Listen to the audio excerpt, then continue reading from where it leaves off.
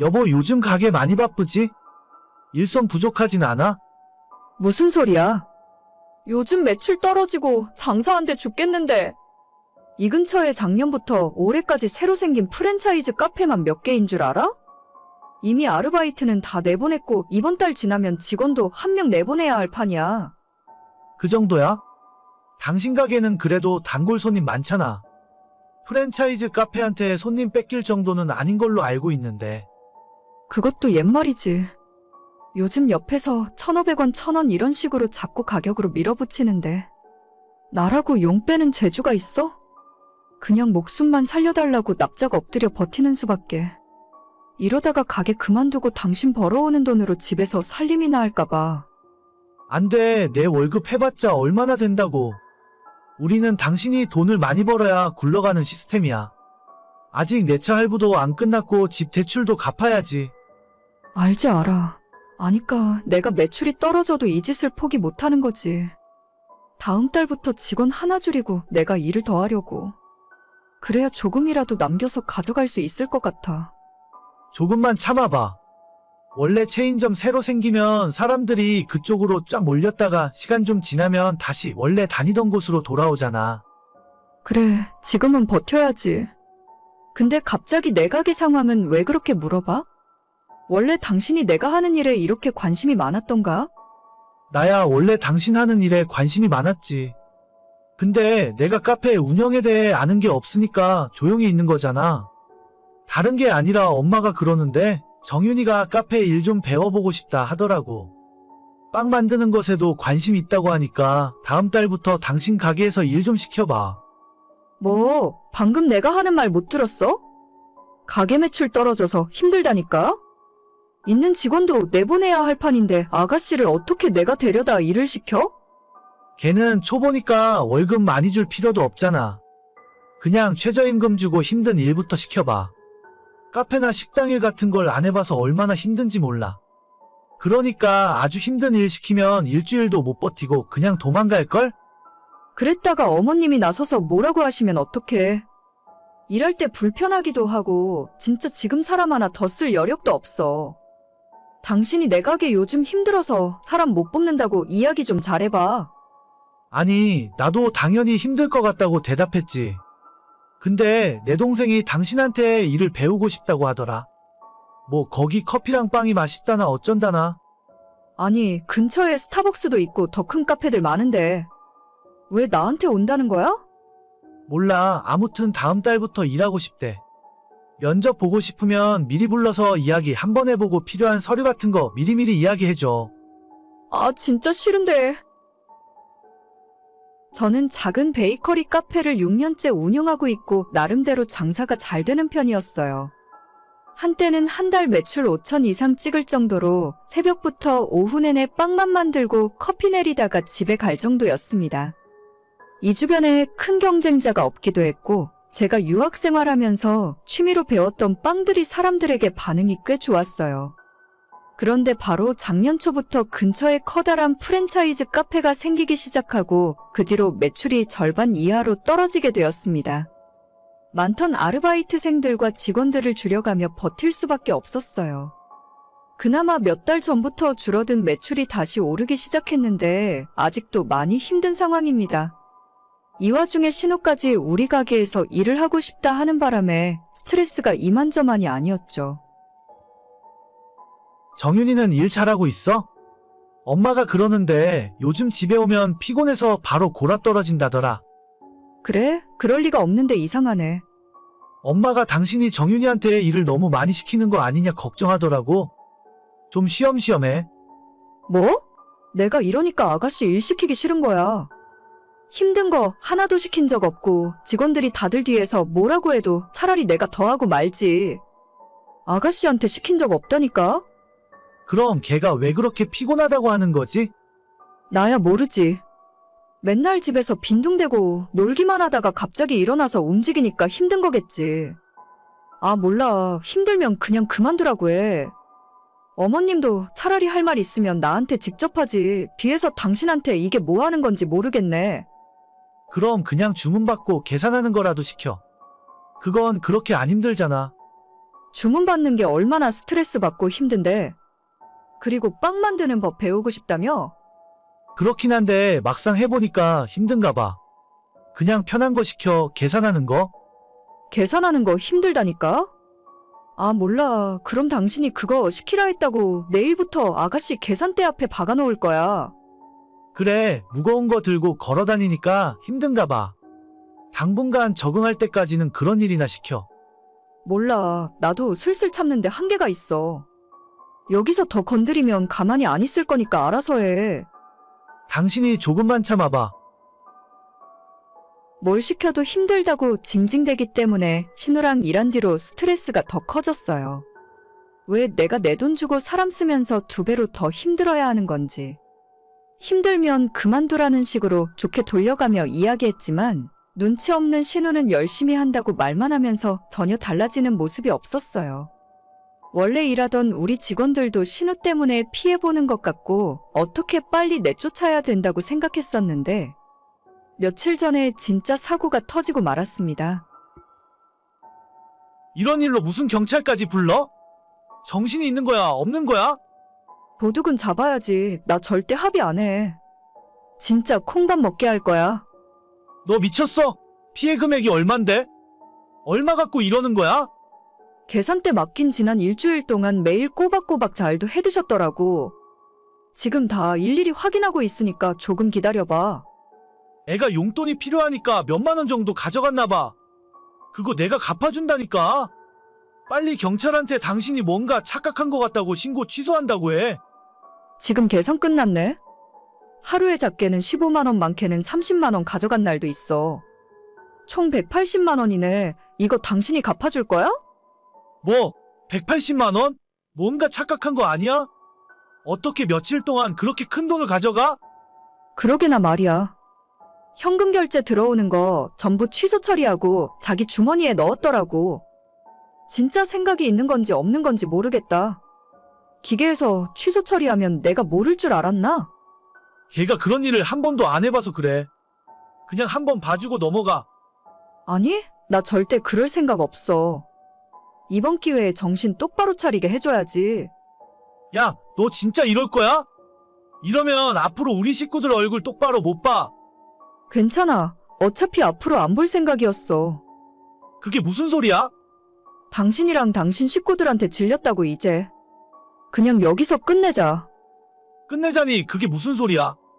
끝내자고. 결혼하고 지금까지 당신은 내 발목 잡는 일만 하는 것 같아. 결혼은 서로에게 뭐 하나라도 도움되는 게 있어야 하잖아. 나는 처음부터 지금까지 쭉 손해만 봤던 것 같아. 너 진심이야? 이 와중에 나랑 이혼하겠다고? 그래, 당신이랑 이혼할 거고 도둑은 합의 없이 법대로 처벌할 거야. 이번 기회에 전과 하나 달면 앞으로 취업도 못할 테니까 적어도 남한테 피해는 안 끼치고 살겠지. 야, 너 진짜 말 다 했어? 당신 차키랑 내 집 카드키까지 다 놓고 나가. 꼭 그렇게까지 해야겠어? 너 농담하는 거지? 지금 와서 생각해보면 저런 인간이 뭐가 좋다고 결혼까지 했는지 모르겠어요. 나만 좋다고 평생 날 위해 살겠다며 사탕발림하던 인간이 결혼하고 겨우 2년 만에 손바닥 뒤집듯 사람이 달라지더라고요. 남편 타고 다니는 차도 제가 리스로 뽑아준 거고 집은 원래 처음부터 제가 살던 집이라서 그냥 남편만 빈손으로 쫓아내면 끝이었습니다. 개념 없는 시어머니는 처음엔 저보고 경찰에 왜 신고했냐면서 미쳤다고 화를 내더니 이제는 상황 파악이 됐는지 합의해주고 고소 취하해달라며 싹싹 빌더라고요. 저는 이제 와서 억만금을 줘도 합의해줄 생각 없고 끝까지 처벌받게 할 겁니다. 어차피 이혼하는 마당에 이 정도 선물은 해주는 게 좋을 것 같아요.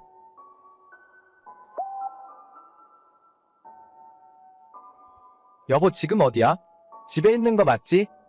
나 아까 퇴근해서 방금 집에 도착했지. 아까부터 그건 왜 자꾸 물어봐? 아니, 당신이 집에는 잘 들어갔나 걱정되니까 그렇지? 저녁에 뭐 먹고 싶은 거 있어? 야근 끝나고 가면서 사갈게. 아니야. 당신 늦게 오는데 먹긴 뭘 먹어? 당신이나 저녁 잘 챙겨 먹고 야근해. 그래요. 내가 맨날 바빠서 진짜 미안하다. 결혼하면 당신한테 잘해준다고 그랬는데. 그런 소리를 이제 와서 뭐하러 해? 빨리 들어오기나 하세요.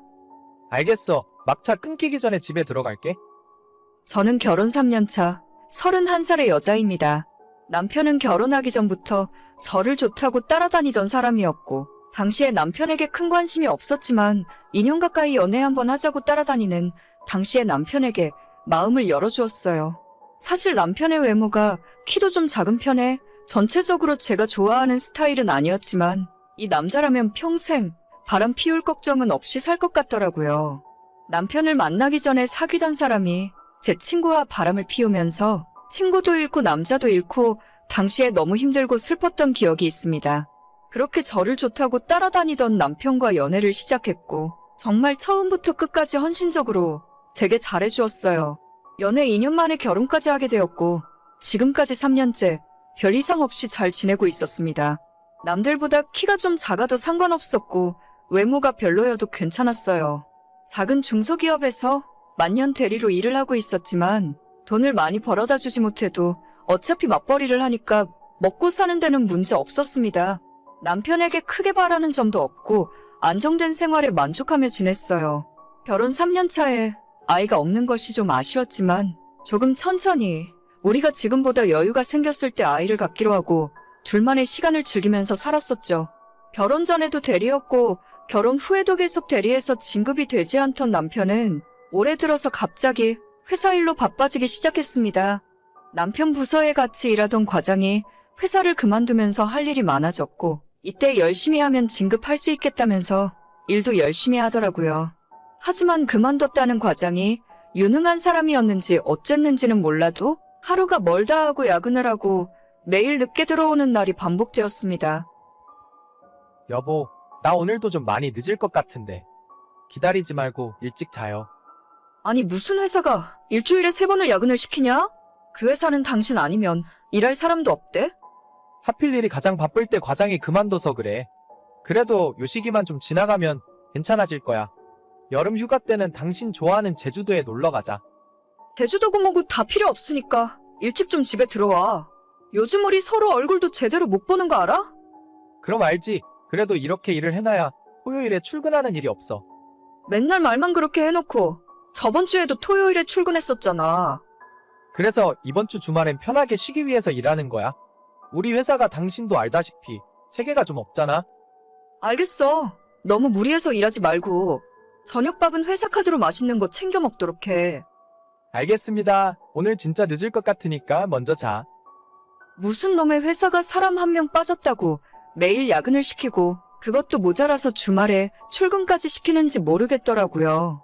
인력이 부족하면 새로운 사람을 뽑아서 충원해줘야 할 텐데 중소기업이라 그런지 뭔가 일 처리하는 것도 답답하고 옆에서 지켜보는 제 마음도 까맣게 타들어갔습니다.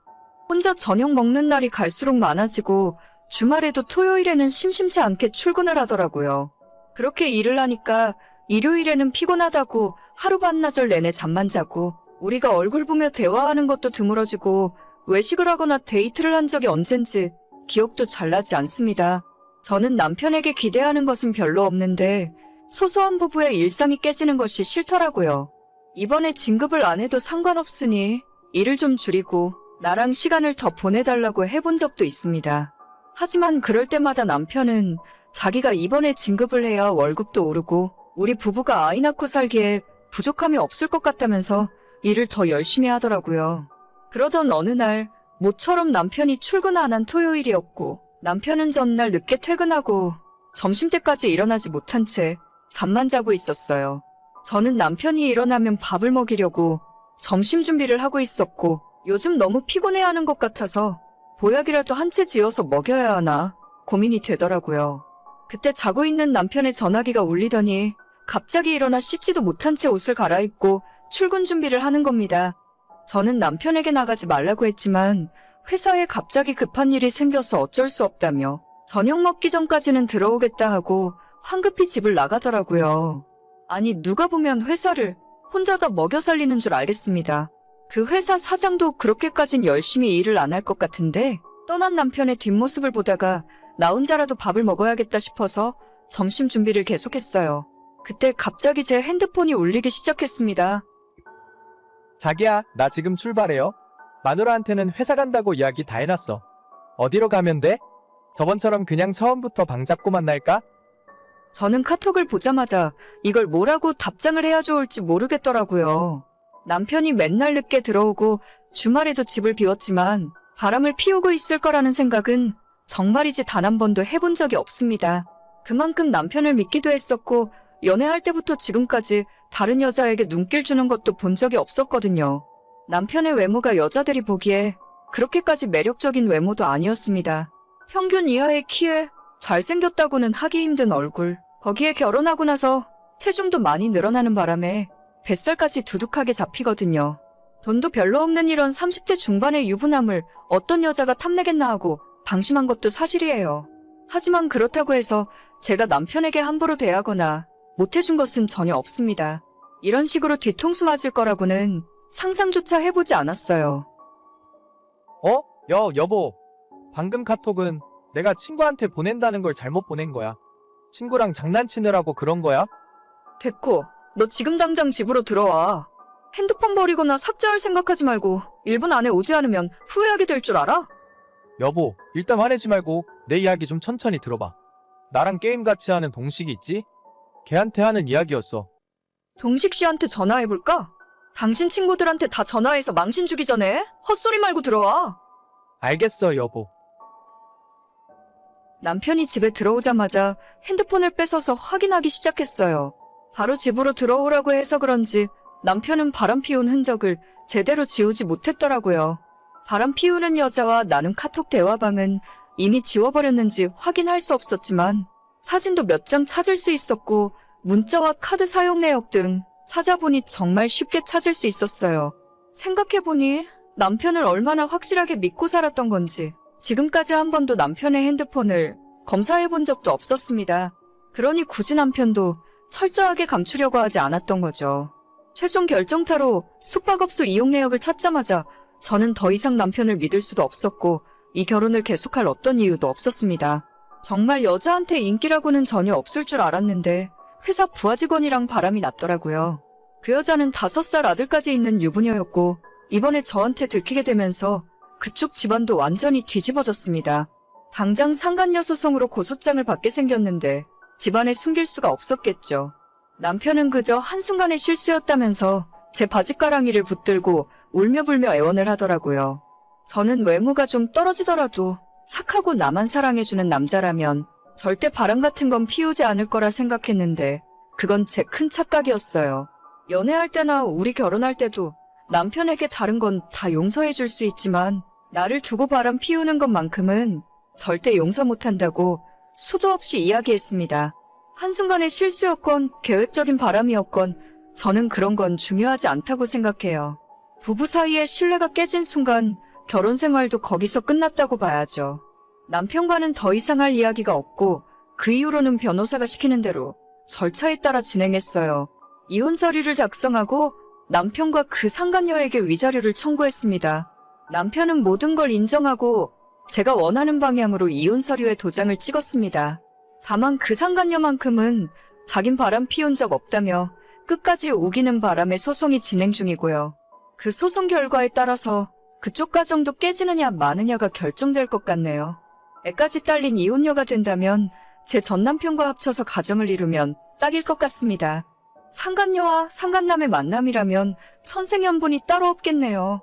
못생기고 여자에게 인기 없을 것 같은 남자라고 해서 믿고 살았더니 이렇게 뒤로 호박씨를 까고 있을 줄은 몰랐어요. 어차피 이렇게 될 바에는 얼굴이라도 좀 더 잘생긴 남자랑 결혼할 걸 그랬습니다. 그럼 억울하지는 않죠. 오늘의 사연은 여기까지입니다. 구독과 좋아요, 알림 설정은 많은 힘이 됩니다. 다들 행복하시고 좋은 하루 되세요.